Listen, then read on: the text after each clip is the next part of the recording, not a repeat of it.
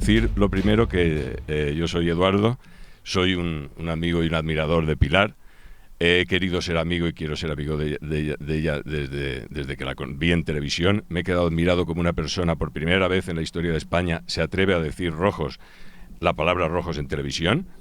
Decirles un montón de cosas que les hace mucho daño. También le diré que le diga a Jordi, Jorge, que aún le dolerá más al homosexual de Telecinco. Entonces, ¿por qué soy yo franquista? Porque cuando yo veo que nazco en un hospital que inaugura Franco, un hospital militar, yo soy hijo de militar, mi abuelo era militar, del bando nacional, estuvo con los italianos, no es un cuento chino. Yo le hablo con mi abuelo y le pregunto cosas de la guerra y no me quiere contar nada. Todos querían olvidar aquello. Dice que era una lucha entre hermanos, que él cuando utilizaba el cañón lo utilizaban contra las brigadas internacionales, sobre todo, antes que con los rojos, porque eran sus hermanos. Entonces yo empiezo a leer y a enterarme de cosas. Mi padre me influye porque mi padre era tremendamente franquista y es tremendamente franquista, pero era la única opinión que tenía yo a favor de Franco, la de mi padre. La de mi abuelo no quería hablar y la de mi padre. Mi madre se callaba y un día le pregunté que por qué se callaba. Dice, porque yo no puedo poner más fuego sobre tu padre. Dice, pero yo quería a Franco más que nada en este mundo, por todo lo que hizo por nosotros. Después de la guerra no teníamos ni zapatos, no teníamos nada y hasta el 69, del 69 al 75, Franco en 6 años hizo todo lo que hay ahora, las centrales nucleares, las carreteras, todo. Entonces yo visito el Valle de los Caídos cuando tengo 18 años, me quedo admirado de ello, miro lo que mide la pirámide de Keops, lo que mide la cruz y veo que es el monumento funerario más grande de la humanidad. No hay ninguno y Franco lo sabía. Entonces Franco tenía una ilusión tremenda en estar enterrado allí, aunque algunos no lo crean. Era una ilusión tremenda. Es su tumba, la hizo para reconciliar a la guerra civil y para ser enterrado él. Yo tengo muchas discusiones con la gente, pero él dijo aquí, al ingeniero, aquí estaré yo. Entonces lo que no se puede consentir es que habiendo gente tan valiente que fue a la guerra civil, nosotros no seamos capaces de luchar porque no lo saquen del valle. Solamente Pilar en televisión y algunos otros, cuando tendríamos que llegar al extremo máximo que no quiero ni nombrar, para defender al que tanto hizo. Yo nací gracias a él en un hospital militar. La gente antes de mí nacía en las casas. No sabían lo que eran los hospitales. Todos los hospitales que tiene España los hizo Franco. Yo vivo en Valencia, la FE de Valencia, el Hospital José Antonio, que ahora se llama Arnau Vilanova, el Sanjurjo, que ahora se llama no sé qué Peseta Lisandre, todos los hizo Franco y estamos viviendo con la inercia de Franco, todas las autopistas, todas las centrales nucleares, y desmontando que era un asesino y desmontando que era un dictador, se puede decir igual que el señor Francisco lo ha dicho, que es mentira. Y el atraso español también. Dicen que Franco, todos los rojos de mi trabajo, de mi edad, como les han lavado el cerebro, dicen que Franco atrasaba a España y que España estaba atrasada a los 40 años que gobernó. Mentira, porque si nos vamos a datos como por ejemplo la central nuclear de Garoña se inauguró en 1969 y hoy en día Turquía no tiene centrales nucleares y Franco la hizo 50 años. Entonces íbamos 50 años adelantados. Cuando Franco se muere hay 6 o 7 centrales nucleares y Francia tiene 6 o 7 y ahora tiene 58. Si Franco viviera, España tendría otras 58 centrales nucleares. Entonces, todo lo que dicen es mentira. Franco, si tuviera el dinero que tienen ahora los socialistas y el PP, habría hecho maravillas. Todos los españoles no tendrían un 600. Los de mi generación tenemos un coche roto y de mala manera. Cuando con los tiempos de ahora podríamos tener de todo, si hubiera vivido Franco. Pero Franco el pobre se murió cuando España se estaba recuperando y nadie lo sabe y todo eso hay que explicarlo. Y la gente mayor, como este señor de la camisa azul, nos pueden contar las cosas que nos deben de contar. Como me cuenta a mí mi padre me dice, yo te cuento cosas que no están en los libros de texto. Por ejemplo, ¿cómo era la vida normal en Paterna? Pues iba un guardia civil paseando por a lo mejor este señor no lo sabe porque es muy joven, Pilar era muy joven también cuando murió Franco, pero mi padre tenía 33 años cuando murió Franco. Mi padre ha vivido mucho en la época de Franco y ha vivido toda la democracia. Entonces dice que era una diferencia abismal, que por la acera de la derecha y la de la izquierda iban guardias civiles con capa. Todos los trenes de España tenían guardias civiles vigilando los trenes y toda la gente vivía tranquila. Un señor de mi trabajo me cuenta, le pregunto yo, por eso debemos antes de perderlos, preguntarles a todos estos señores cómo se vivía. Y un señor me explica a mí, dice, muy fácil, con total libertad. Lo único que me pasó un día es que yo iba a trabajar, atravesé un descampado y me preguntó la Guardia Civil, ¿usted dónde va? Dije, no, ahí es que, dices que es muy raro, donde estoy, no, en esa fábrica trabajo yo. Y a la semana siguiente estaban los guardias civiles preguntando si él vivía allí. Esa era la vida si él trabajaba allí. Esa era la vida de Franco. Entonces podían salir por la noche, estar tranquilos, no les robaban. Mi padre se fue de maniobras, dejó un 600 aparcado, que avisó a una mujer para que no se preocupasen de que no era robado, y volvió a la semana siguiente o a las 2 semanas de hacer maniobras y el 600 estaba perfecto allí. Ahora deja un 600, ahora dejo a cualquier coche, lo tienen que cambiar todo el mundo cada día de eso. Te lo destrozan los manguis y la gentuza que hay. Entonces yo, porque soy franquista y admiro a la gente, habiendo tenido 4 años, porque no pasa nada, yo perfectamente he estudiado y me han contado todas esas cosas y son las cosas que yo quiero para que sucedan ahora. No que haya aborto, no que los etarras salgan por la puerta, no que haya separatismo, no que haya drogas en toda la juventud, no que esto es un desastre, no se puede.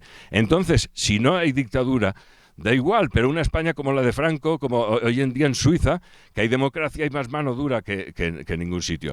Pero Franco fue un superdotado que luego dicen que era un dictador. Pero si después de una guerra que él han provocado los rojos va a haber votaciones, pues tiene que mandar un hombre, lógicamente. Y ese hombre que mandó fue elegido entre todos como el más listo de todos ellos. Entonces, lógicamente hubo dictadura. Pero porque la provocaron los rojos que lo hubiera. Y eso es lo que hay que explicarles en la televisión. ¿Por qué hubo dictadura?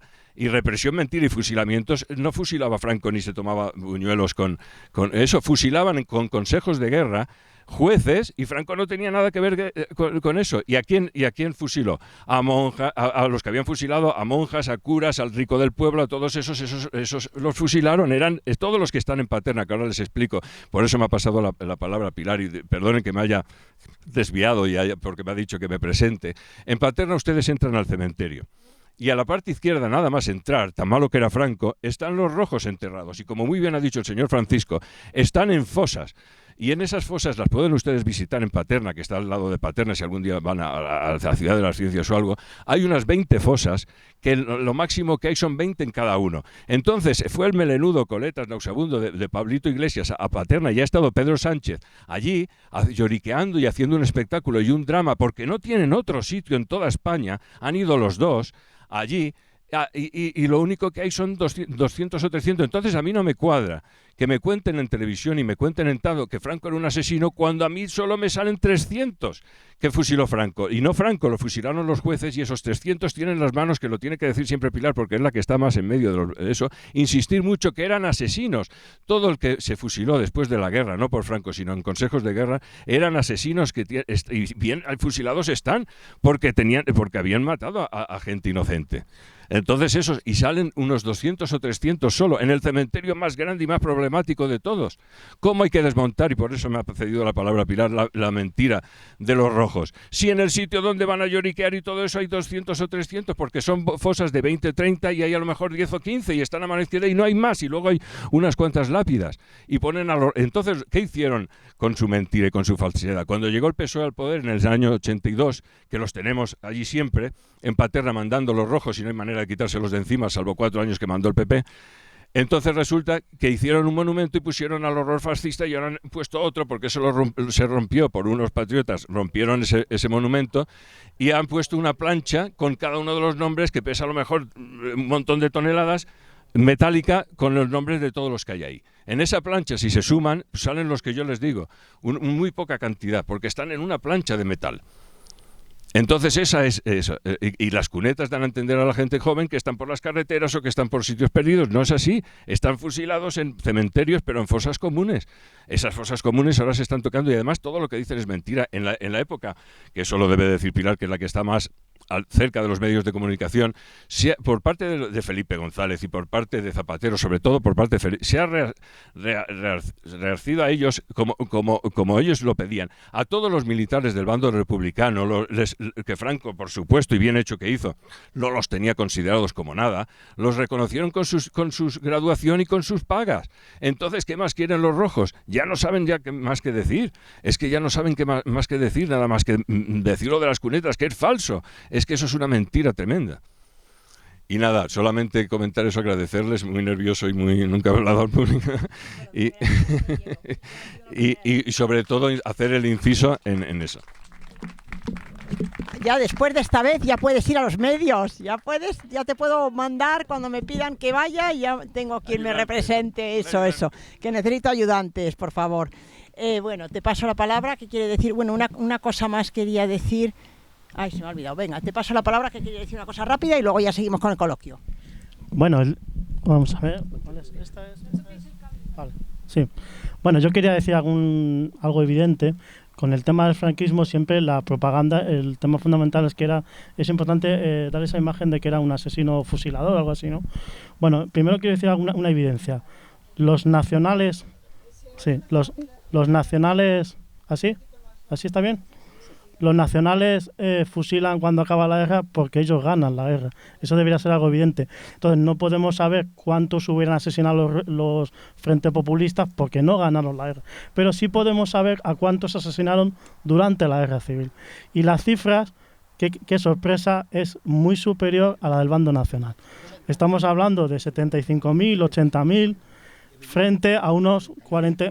56. Sí, frente a unos 50 y pico mil de los nacionales, ¿vale? Y luego la hazaña, la tortura, la maldad con la que se asesinó a esa gente no fue simplemente fusilarla.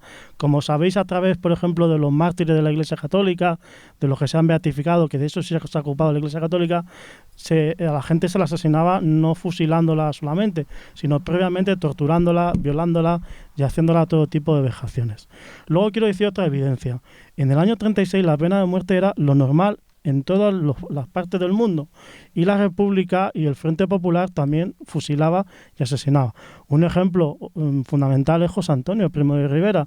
Él está en la cárcel cuando empieza la guerra civil y le han encarcelado por la excusa de que tenía armas en su casa, cuando entonces los diputados socialistas iban al Congreso con pistola. Era una excusa, pero el tema era meterle en la cárcel. Y a José Antonio Primo de Rivera lo fusilan en Alicante, ¿no?, meses después. Entonces, la República también existía la pena de muerte, igual que en el bando nacional. Y como decía antes, recordaba Laureano, por ejemplo, en Francia, hasta el año, él ha dicho 81, creo que es 82, en Francia existía la pena de muerte. O, por ejemplo, en Suiza las mujeres no pudieron votar hasta el año 88. Entonces, es muy importante contextualizar los temas a nivel histórico, porque muchas veces el truco que se hace con el franquismo es comparar el franquismo con la actualidad. O sea, en la España de los años 60 no había una gran diferencia con la Europa. En Europa se votaba, la Europa occidental, no la comunista, pero a nivel social era tan conservadora como podía ser Francia, etcétera. O sea, no había tanta diferencia con Estados Unidos, con Francia. O sea, es muy importante contextualizar el tema. Mira, yo voy a poner un ejemplo del pueblo manchego de mis abuelos. Se llama la Villa Onfadrique, no sé si hay alguien que la conocerá. Le llamaba el poeta Alberti la pequeña Rusia. Tenía alcalde comunista. Cuando acabó el franquismo tuvo alcalde de Izquierda Unida hasta el año 2000 y pico. O sea, es un pueblo muy rojo de toda la vida. Cuando empieza la guerra civil, pues el alcalde comunista establece la checa en la casa de enfrente. Entonces, por ahí pasan 65 personas del pueblo que no habían cometido ningún delito, también niños, también adolescentes, también chicas guapas de aquellas familias que se habían significado por ser de derecha o católicas, o por ser terratenientes o por lo que fuera, o simplemente porque no les caían bien. Pues hay una, por ejemplo, que la llamaban la rubia, tenía 15 años, la sacaron de su casa, se la llevaron los milicianos, la violaron, le cortaron los pechos, hasta que la mataron, la torturaron, y hoy en día no se sabe dónde está su cadáver, ni la de ella ni la de sus hermanas y familiares. Entonces, naturalmente, cuando entran los nacionales en el 39 en la Villa Onfadrique, de esos asesinos chequistas, que algunos han huido al extranjero, a los que pillan, fusilan a 20, pero estaba justificado porque eran 20 asesinos de personas inocentes, y las familias reclamaban justicia, que era lo que comentaba antes el teniente coronel. Bueno, y con esto es suficiente. Muchas gracias. Bueno, y de esos que se fueron a Francia, también en nuestra página web de Volvemos respondemos al infundio, a la infamia de los campos de concentración de Franco, que se puso de moda en los medios de comunicación hace un par de meses. Y resulta que esos campos de concentración eran en Francia, y de los 500.000 rojos que huyeron a Francia, cuando acabó la guerra, pues 250.000 pidieron volver y Franco les dejó volver, porque estaban muchísimo peor en los campos de concentración franceses. Y Franco les permitió volver nada menos que a esa cantidad de 250.000, y los que no tenían crímenes de sangre les pasaron un tiempo en la cárcel y no les pasó nada. Y la mayoría, muchos de ellos hicieron su vida perfectamente. Y esa fue la España de Franco, de un porcentaje altísimo de los que habían sido republicanos en tiempos de la guerra. Vamos a ver, este punto es interesantísimo también desde el punto de vista histórico, y es algo que yo creo que todos ustedes tienen que intentar defender. Primero, cuando se produce una guerra y gana un bando, el que sea, evidentemente las fuerzas armadas contrarias pasan a ser prisioneras. El ejército Frente Populista, las Fuerzas Armadas, son cerca de 800.000 hombres en armas, que se entregan y evidentemente pasan no a campos de concentración, sino a campos de prisioneros. ¿Para qué? Pues hay que cribar quién hay allí. Hay personas que simplemente habían sido reclutadas y automáticamente van saliendo. De tal manera que cuando en el final, al diciembre del 39, están reducidos a 200.000. Es decir, vuelven a las casas todos. ¿Por qué? Porque la mayoría simplemente han sido reclutados. Les tocó el otro bando y pues si a ti te vienen a reclutar, si no te puedes huir, pues te meten en una unidad y ahí haces lo que puedes. Bien. A partir de ahí se inicia un proceso en el cual se empieza a ver quiénes pueden tener responsabilidades de sangre.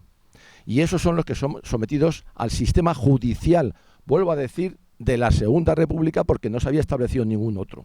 Solo que con el Código de Justicia Militar. Para el año 45 todo eso se ha liquidado, con procesos de guerra, con todas las garantías que se puede uno imaginar, defensores, testimonios, etcétera, etcétera, etcétera. Eso es muy importante. Pero después hay que tener una cuenta también muy importante. Vamos a ver, ¿quién vuelve a una dictadura? Ustedes son unas personas normales, están en una dictadura, logran escapar. ¿Ustedes volverían a una dictadura? ¿Cuántos volvieron a la DDR, a la Alemania Democrática? ¿Cuántos volvieron a la Unión Soviética una vez que consiguieron los que pudieron salir de allí huyendo? ¿Quién vuelve a Venezuela? Bueno, pues miren ustedes, aquí volvió hasta el general Vicente Rojo. En el año 56, Vicente Rojo, sin ningún problema, vuelve. Y cuando le dijeron a Franco, mi excelencia, ha venido Rojo. Y le dijo, pues pudo haber venido antes. No, pero es que si hablamos de Vicente Rojo, es el máximo exponente del ejército del Frente Popular, no voy a decir quién era, todos ustedes lo conocen, de ahí para abajo todos los que quieran, incluso civiles, personas que habían tenido cargos importantes en el Frente Popular, vuelven ya a partir del año 45 o 46, cuando ha terminado la Segunda Guerra Mundial, lógicamente, porque tampoco iban a volver a una Europa que estaba en guerra, no eran tan tontos, habían ido por algo. Y el que no vuelve luego, la mayoría, vuelve porque ha rehecho su vida en los países donde, digamos, de una manera se ha establecido. Pero vuelve a ver a su familia de aquí. Lo que pasa es que ya las raíces de aquí se han ido reblandeciendo, en unos casos incluso se han roto. ¿Quién vuelve a una dictadura? Pues todos estos volvieron a una dictadura. Enrique Castro Delgado, aquel, el del Quinto Regimiento comunista, el del Cuartel de la Montaña, el que él mismo dice en uno de sus libros, matar, matar, matar y seguir matando hasta que no podamos dejar de matar, y luego la revolución. Ese vuelve en el año 62. Y aquí dijo lo mismo, pudo haber vuelto antes, porque estaba todo liquidado desde el 45. Los indultos que se dan desde el 39 al 45 son constantes, continuos, inmensos. Laureano ha hablado de uno. Es que están en los diarios oficiales. Es que no hace falta decir es mentira o es verdad. No, vayan ustedes a los diarios oficiales y vayan ustedes a instituciones penitenciarias. Es que están todos los documentos porque no se ha ocultado nada. Es muy importante también tener en cuenta eso. ¿Quién vuelve a una dictadura, a un dictador? Sánchez Dragó, que no es precisamente un ejemplo para muchos de los que estamos aquí, pero lo ha dicho con toda claridad también.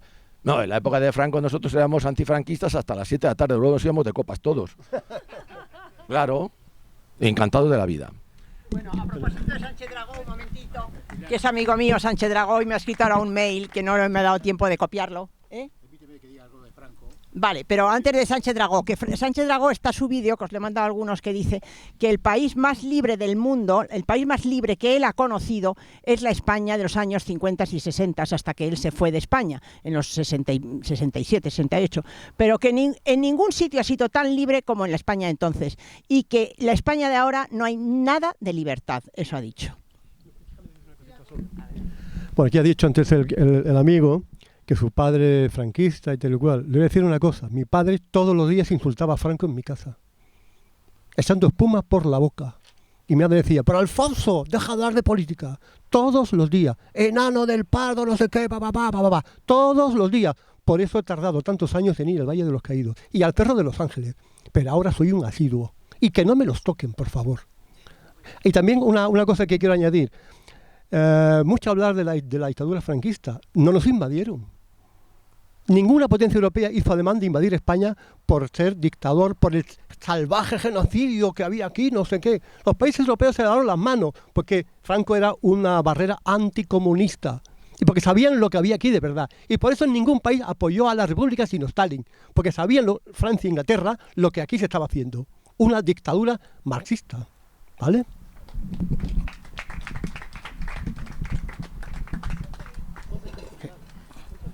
Vale. Aquí, gracias. Yo solamente quiero deciros una cosa. José Luis Díez, que tiene un canal de vídeos maravilloso que se llama JLD, Unidad Católica de España, muy recomendado, y autor de este libro impresionante que ha traído algunos ejemplares para vosotros, los que lo queráis.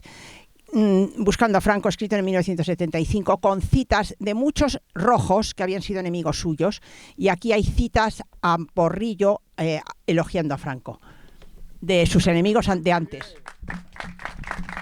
Y autor de todos los dibujos que hay aquí son originales de él, y son una maravilla, comenzando por porque es un artista además. Me callo. Bueno, yo quiero, primero, buenas tardes, estar muy contento, estoy con vosotros. Pero lo más importante de toda esta historia, hemos estado hablando de Franco, de un Franco que conocemos más que por nosotros, por los rojos. Pero yo quiero hablar de un Franco que conocí desde que tenía 4 años. Le conocí en el Cerro de los Ángeles con 6 años. Era un hombre católico, que es muy importante decirlo. Hemos dado muchas facetas de que era nacional, patriota, pero es que era un hombre de una humildad y un catolicismo algo especial. Yo le conocí en el Cerro de los Ángeles, porque yo era el más pequeño de mis hermanos. Mis hermanos, el que me llevaba antes de mí, tenía 19 años más que yo, que lo mataron en la guerra. Pero mi madre, siempre cuando iba al Cerro de los Ángeles, pues agarraba al pequeño, que era yo, y me llevaba con ella. Entonces, en el Cerro de los Ángeles, en el año 44, Francisco Franco se quitó de su sitio para ir a comulgar, y yo, que era un niño, me levanté de mi sitio y me senté en el sitio de Franco. Entonces, cuando Franco se levantó de comulgar, pues el hombre, con mucha efectividad, muy cariñoso, me dio una cocolla y me fue. Es la primera que yo conocí a Franco. Y le conocí aquel día en que él fue a desagraviar el fusilamiento del Corazón de Jesús en el Cerro de los Ángeles. O sea, que no solamente restituyó aquel monumento y que le hizo nuevo, sino que él desagravió al monumento del Corazón de Jesús, porque le fusilaron los rojos en el 37, en el 36, en agosto del 37, 36. Entonces, después, años después, en el año 65, inauguró el monumento del Cerro de los Ángeles. Que, o sea, que no es que vino de Bilibirloque, como dicen los obispos de ahora, que no han hablado. En 70 hojas que he leído del obispado de Getafe, no mienta a Francisco Franco como si no hubiera existido. Como si el monumento del Cerro de los Ángeles hubiera caído del cielo por un milagro. Cuando el monumento le hizo Franco, y le hizo con unas mujeres que eran obreras del Sagrado Corazón de Jesús, que se dedicaban a pedir dinero para hacer el monumento. Y yo digo esto muy orgulloso, porque esas mujeres, con sus nombres y sus apellidos, están en un documento puesto detrás de la piedra del Corazón de Jesús en el Cerro de los Ángeles, y entre ellas está mi madre. Por eso lo digo con todo convencimiento de lo que es. Y Franco, en el año 65, cuando inauguró el monumento, consagró España al Sagrado Corazón de Jesús, porque era el jefe del Estado. Y era jefe del Estado por la gracia de Dios. Porque eso le recibió el día 20 de mayo del 39 en la iglesia de Santa Bárbara, cuando el cardenal Gomá le instituyó caudillo de España por la gracia de Dios. O sea, cuando en las monedas vemos por la gracia de Dios, dicen, mira que se han inventado. No se ha inventado nadie, eso lo hizo la iglesia. La iglesia que hoy está tocando el arpa y pensando en otras historias por ahí. Pero realmente Franco en el año 65 ya consagró España, pero luego en el 50 aniversario, en el año 69, también consagró España al Sagrado Corazón de Jesús. E hizo una cripta que no existía y un monumento nuevo que está, se puede ver, está ahí todo el tiempo. Sin embargo, ahora el obispo de Getafe, este año, concretamente hace unos meses, en el mes de mayo, ha dicho que no quería ver en el Cerro de los Ángeles nada político, ni nada que trajera nostalgia, ni banderas españolas siquiera. Y no ha nombrado, ni en 80 folios que ha escrito de la consagración, no ha escrito ni una sola vez la palabra Francisco Franco, como si no existiera. Son unos desagradecidos. Y lo digo yo, y no lo digo como no soy católico, yo soy el secretario general de la Unidad Católica de España.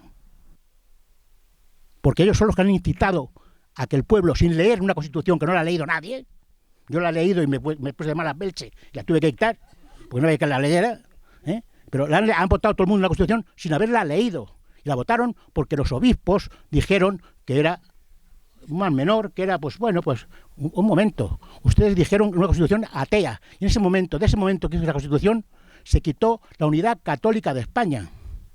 Y al quitar la unidad católica de España, se quitó el reinado social de nuestro Señor Jesucristo. Entonces, aquí vienen ustedes ahora, en este mes pasado, de mayo, en junio, que me diga, con un mes de retraso, a consagrar al corazón de Jesús.